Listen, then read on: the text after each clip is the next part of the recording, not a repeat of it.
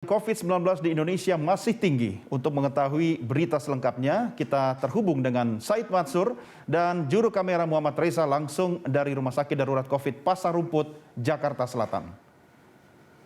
Ya, Said, Anda sekarang berada di RSDC Pasar Rumput. Bagaimana kondisi dan jumlah pasien COVID di sana saat ini? Baik Doni, dari pantauan kami sejak kami tiba di sini di depan pasar, maksud kami rusun Pasar Rumput di Manggarai, Jakarta Selatan ini, pantauan kami beberapa pasien ini masih terus berdatangan, Doni. Ada yang datang dengan sendirinya dengan menggunakan sepeda motor, ada juga kemudian yang datang dengan kendaraan pribadi, dan baru juga tadi kami saksikan ada beberapa yang datang diangkut menggunakan bus sekolah. Ini kabar yang kami dapatkan, ini mereka berasal dari Puskesmas Ciracas, Jakarta Timur. Dari data yang kami terima, Doni, per hari ini bertambah pasien sebanyak 85 orang dari yang sebelumnya hanya 192 orang yang dirawat di sini, sehingga total yang dirawat saat ini di rusun Pasar Rumput Manggarai, Jakarta Selatan ini sudah ada sebanyak 277 pasien yang dirawat, dengan terdiri dari 160 laki-laki dan 117 perempuan.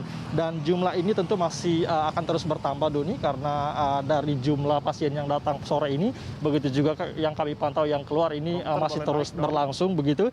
Dan dari kapasitas, sehingga dari kapasitas total di rusun Pasar Rumput Manggarai ini ada kapasitas total yang disediakan 1.659 tempat tidur, sehingga jika kita bandingkan dengan kasus yang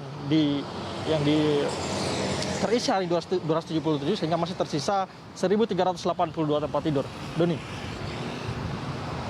Ya, baik. Said, ini terkait dengan data terkini yang tadi Anda sampaikan, terakhir kesiapan dari tenaga kesehatan yang ada di rumah sakit, bagaimana dari pantauan Anda?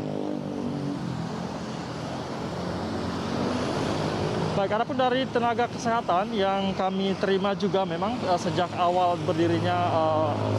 dijadikan rusun Pasar Rumput ini sebagai rumah sakit darurat COVID-19 ini disediakan setidaknya sebanyak 66 tenaga kesehatan yang juga dibantu dari TNI Polri. Dan adapun memang pasien yang diterima di sini ini dikhususkan untuk pasien tanpa gejala dan juga pasien dengan bergejala ringan, karena memang fasilitas yang berupa ICU untuk menangani pasien bergejala berat ini belum memungkinkan, sehingga masih dikhususkan untuk pasien tanpa gejala dan juga pasien dengan gejala ringan. Adapun untuk pasien gejala berat ini akan langsung diarahkan di Wisma Atlet. Sementara itu untuk kapasitas saat ini memang sebelumnya diinformasikan disediakan ada 3 tower yang akan dimaksimalkan, Doni. Hanya saja saat ini kami bertanya tadi kepada petugas yang berjaga, masih 1 tower yang saat ini masih difungsikan dengan total sekitar 500-an kamar dan juga kapasitas 1.600-an. Ini nantinya kemudian akan ditambah lagi apabila terjadi lonjakan pasien. Tentu saja ini diharapkan agar pelonggaran PPKM level 4 ini nantinya ini bisa setidaknya tidak menambah kasus COVID-19 di DKI Jakarta, sehingga bed atau tempat tidur yang ada di rusun Pasar Rumput ini tidak perlu ditambah lagi begitu. Doni. Ya. Said, saya ingin konfirmasi terkait dengan data mutakhir kasus harian COVID terbaru saat ini. Bagaimana, Said?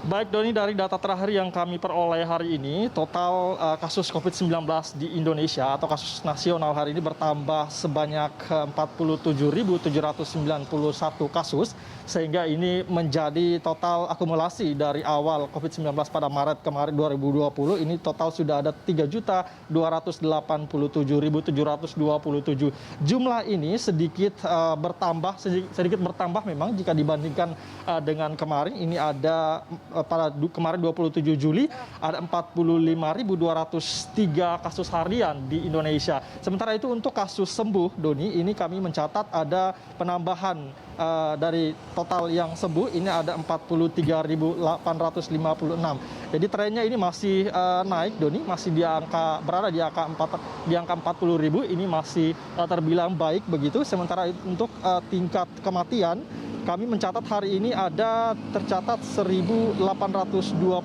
total kematian akibat COVID-19, sehingga total jumlah kematian yang ada di Indonesia sejak pandemi COVID-19 melanda Indonesia ada sebanyak 88.659.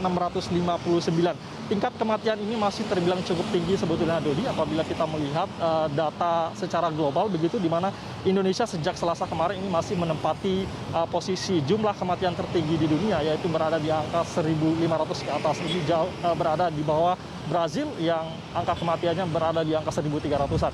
Doni. Baik Said, terima kasih. Selamat kembali bertugas. Kita nantikan laporan perkembangan berikutnya. Pemirsa, demikian reporter kami Said Masur dan juru kamera Muhammad Reza melaporkan langsung dari Pasar Rumput, Jakarta Selatan.